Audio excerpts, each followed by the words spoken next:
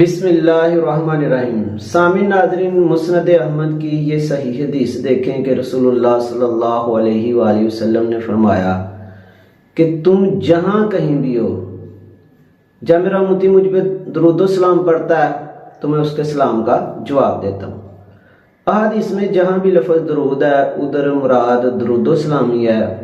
According to قرآن پاک، جیسے اللہ تعالیٰ نے آیت درود میں فرمایا کہ ان اللہ و ملائکتہ یصلون علی النبی، یہ سعد کے ساتھ جو یصلو صلی یہ ہوتا ہے درود، یا ایہا الذین آمنوا صلو، سعد کے ساتھ درود بھی پڑھو، صلو علیہ وسلموا، سین کے ساتھ سلام تسلیمہ۔ تو وہاں اکثر حدیث میں درود و سلام کا لفظ بھی آیا، اور یہ آپ دیکھیں کہ کتنی ہماری خوش قسمتی ہے کہ رسول اللہ صلی اللہ علیہ وآلہ وسلم ہم یہاں سے سلام لیں تو آپ سے سلام اس کا کیا دیں؟ جواب۔ اور ایک حدیث میں دیکھیں کہ آپ صلی اللہ علیہ وسلم نے فرمایا،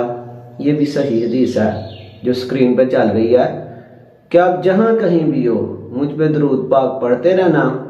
تمہارا درود مجھ پر پہنچتا رہے گا۔ اور اس میں آپ دیکھیں کہ اوپر آپ صلی اللہ علیہ وسلم نے فرمایا کہ میری قبر کو جشن نہ بنانا۔ یہاں پہ ایک حدیث میں لفظ میلہ بھی ہے، اور میلے سے مراد جو اہل حدیث یا خارجی لوگ ہیں وہ غلط لیتے ہیں کہ وہاں پہ یعنی کہ نہ زیادہ نہ جانا معاذ اللہ، یا اس طرح کا کوئی یعنی غلط فہمی ہے ان میں۔ حالانکہ دیکھیں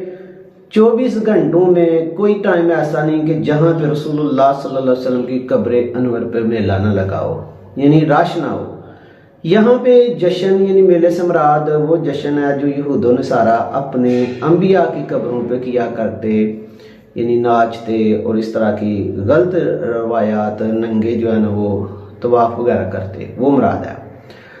اب آپ دیکھیں گے نا اس حدیث میں صحابی کا ایمان دیکھیں، صحابی کو پتا تھا کہ ایک وقت آنا ہے کہ معاذ اللہ لوگوں نے انبیاء کرام علیہ السلام کو بھی مردہ کہنا ہے معاذ اللہ۔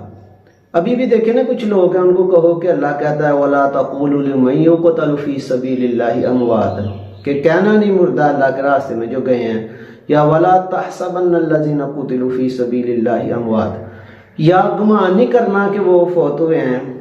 تو یہ لوگ کہتے ہیں یہ تو شہداء کے متعلق ہے، اور جب بتایا جی تلوار سے جو شہید ہوئے ہیں، جب آیات دکھائی جاتی ہیں کہ نہیں جو ویسے بھی اللہ کے راستے میں نکلے تبھی موت بھی ان کو آ گئی تو ان کے لیے بھی یہی ہے، تو پھر یہ کہتے ہیں جی یہ تو شہیدوں کے لیے، انبیاء کے لیے تو نہیں۔ معاذ اللہ جس نبی کا کلمہ پڑھ کے آپ کو شہادت نصیب ہوئی،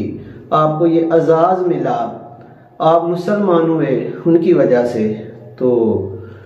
وہ یعنی کہ زندان معاذ اللہ۔ اور اس حدیث میں دیکھیں کہ آپ صلی اللہ علیہ وسلم سے صحابی پوچھ رہا ہے کہ یا رسول اللہ صلی اللہ علیہ وسلم، جب درود پاک پڑھنے کی بات ہو رہی ہے تو آپ سے فرما رہے ہیں کہ آپ کا درود پہنچتا رہے گا مجھ پہ، تو صحابی پوچھ رہا ہے کہ یا رسول اللہ صلی اللہ علیہ وسلم آپ تو یعنی کہ مٹی میں چلے جائیں گے، فوت ہو جائیں گے، تو آپ صلی اللہ علیہ وسلم فرما رہے ہیں کہ انبیاء کے اجسام کو، یہاں پہ روح کی بات نہیں ہو رہی، اللہ نے زمین پہ کیا کر دیا؟ حرام کر دیا۔ بات اصل میں یہ ہے کہ میں بتانا چاہتا تھا کہ وہ کون سے لوگ ہیں کہ جن کا درود و سلام بھی قبول نہیں ہوگا۔ حالانکہ دیکھیں کہ درود پاک وہ عبادت ہے جو قطعی القبول ہے، کیونکہ اس میں بندہ اپنے لیے مانگتا ہی کچھ نہیں، اور اس کا جو لنک ہے ڈائریکٹ رسول اللہ صلی اللہ علیہ وآلہ وسلم سے ہے۔ آپ پر ایک حدیث میں ملتا ہے کہ پیش کیا جاتا ہے، یعنی ڈائریکٹ آپ صلی اللہ علیہ وسلم سے اس کا لنک ہے، تو یہ ہر صورت میں قبول ہی قبول ہے۔ لیکن افسوس کی بات ہے کہ کچھ ایسے لوگ ہیں جن کا درود و سلام بھی قبول نہیں ہونا۔ وہ کون سے ہیں؟ وہی لوگ ہیں جو کہتے ہیں یہ پہنچتا نہیں، یا رسول اللہ صلی اللہ علیہ وآلہ وسلم کی ذات میں وہ شرک کرتے ہیں۔ اللہ کی ذات میں شرک اللہ کو نہیں کسی صورت بھی قبول، اسی طرح رسول اللہ صلی اللہ علیہ وآلہ وسلم کی ذات میں شرک بھی اللہ کو قبول نہیں۔ یعنی ایسے لوگ جنہوں نے خود کو معاذ اللہ نبوت کا یعنی دعویٰ کیا، جیسے قادیانی، یا وہ لوگ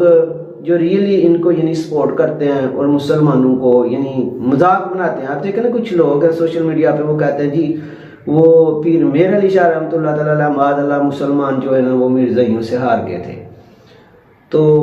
آپ دیکھیں نا درود پاک تو ہے ہی رسول اللہ صلی اللہ علیہ وآلہ وسلم کے لیے ہے، تو اگر ان کی ذات کو تقسیم کیا، ان کی جگہ کسی اور کو رکھ لیا، تو کیسے درود پاک یعنی کہ پہنچ سکتا ہے یا قبول ہو سکتا ہے؟ وہ کہیں امتی تو بھی کہہ یا نبی، امتی تیری قسمت پہ لاکھوں سلام۔